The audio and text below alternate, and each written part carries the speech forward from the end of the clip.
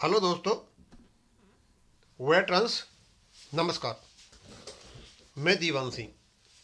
मैं बताना चाहूँगा कि आईवीए का यहाँ एक सर्कुलर है और भारत सरकार के नोटिफिकेशन भी है इस पर। इसमें बताया गया कि बैंकिंग इंडस्ट्री को एक पब्लिक यूटिलिटी सर्विस डिक्लेयर कर दिया गया। अब किसी सर्विस को यदि पब्लिक यूटिलिटी सर्विस डिक्लेयर किया जाता है तो स्वाभाविक सी है कि ये सर्विस बहुत इंपॉर्टेंट है और पब्लिक की यूटिलिटी की है। इसके कर्मचारी हड़ताल पर नहीं जा सकते। अब ऐसे जो काम होते हैं तब होते हैं या तो कोई नेशनल इमरजेंसी लगी हो, का कोई युद्ध हो गया हो, या कोई बीमारी हो गई हो, जैसे कोरोना हुआ था उस समय पब्लिक यूटिलिटी सर्विस में कुछ लोग जो थे हेल्थ सर्विसेज के थे ये वो लगे हुए थे। लेकिन इस समय ऐसी क्या प्रॉब्लम आ गई भारत सरकार के पास कि बैंकिंग इंडस्ट्री को पब्लिक यूटिलिटी सर्विस डिक्लेयर कर दिया गया।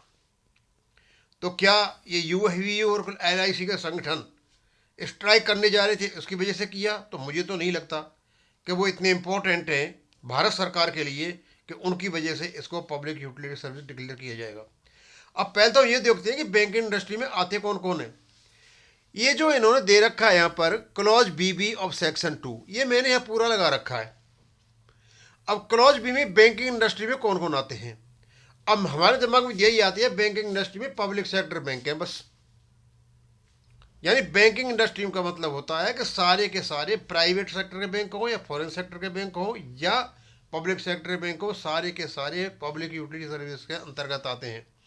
और उसके अलावा इनकी परिभाषा जब दे रखी, export import bank of India भी आती है, the industrial reconstruction bank of India भी आती है, the small industry development bank of India भी आती है, उसके बाद में आपका रिजर्व बैंक ऑफ इंडिया भी आती है, स्टेट बैंक ऑफ इंडिया भी आती है, और छोटे मोटे और जितने भी ये सारे के सारे बैंकिंग इंडस्ट्री में आते हैं। यानी बैंक का जो काम करते हैं वो बैंकिंग इंडस्ट्री में है। तो पहली बात तो ये है कि ये केवल और केवल पब्लिक सेक्टर बैंकों पे नहीं है, ये दूसरी बैंकिंग इंडस्ट्री पर भी ये लागू है। तो बैंकों को पब्लिक यूटिलिटी सर्विस में डालना, जब ना तो कोई नेशनल इमरजेंसी है, ना कोई वॉर चला हुआ है, ना कोई ऐसा कोई बीमारी का वो है कि जिसमें लोगों की जरूरत है, तो ये डाला क्यों? और उसके साथ में और लेटर आया कि चीफ लेबर कमिश्नर का जहाँ मीटिंग होनी थी 22/12 को यूएफबीयू की और आईवीए की, उसको भी पोस्टपोन कर दिया गया है इनडेफिनिटली के लिए। अब हमने ये देखा कि ये तो है इसकी कहानी जो मैंने बताई। अब सवाल ये है कि ये जो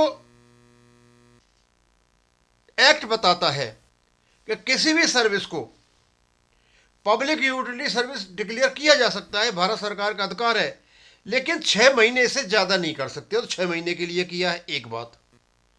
दूसरा, यदि भारत सरकार को लगता है कि कंटिन्यूस करना है तो 6-6 महीने करके इंडेफिनिटली कहीं भी ले जा सकते हैं इसको।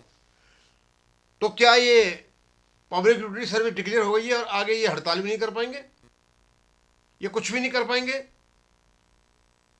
अब हम तो यही अंदाज लगाते हैं इसका कि ये इसी के लिए है ये। अब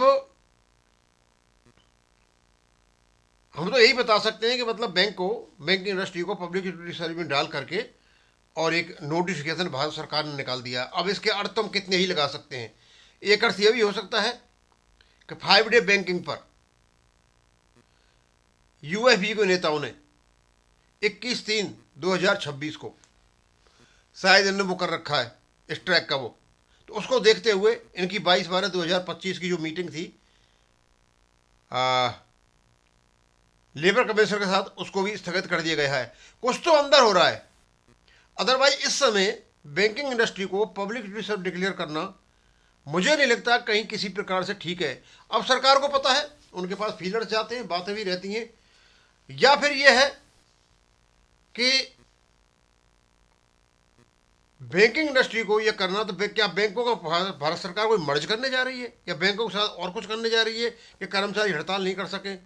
भाई हमें तो कुछ पता नहीं है, लेकिन जब पब्लिक यूटिलिटी सर्विस कोई डिक्लेयर होती है तब होती है जब उसको अत्यावश्यक करना होता है। अब क्यों भारत सरकार ने किया है तो कहीं उनके पास कुछ को होगा, आने वाले समय में पता चलेगा कि इसको क्यों किया है। लेकिन बैंकिंग इंडस्ट्री में केवल और केवल आपके पीएसबी, पब्लिक सेक्टर बैंक ही नहीं है, दूसरे बैंक भी हैं, एसबीआई भी है, आरबीआई भी है, और आपके क्या नाम है एक्सपोर्ट इंपोर्ट बैंक ये भी है। और जब बैंकिंग इंडस्ट्री का नाम आपने ले दिया तो सीधी सीधी बात है कि इसके आपके जो दूसरे प्राइवेट बैंक हैं वो भी आ जाएंगे, इसी में आ जाएंगे, और आपके जो फॉरेन बैंक है वो भी आ जाएंगे। ये मतलब, और इसका मतलब यही है कि मतलब ये कि स्ट्राइक में नहीं जा सकते और they will have to work in the bank.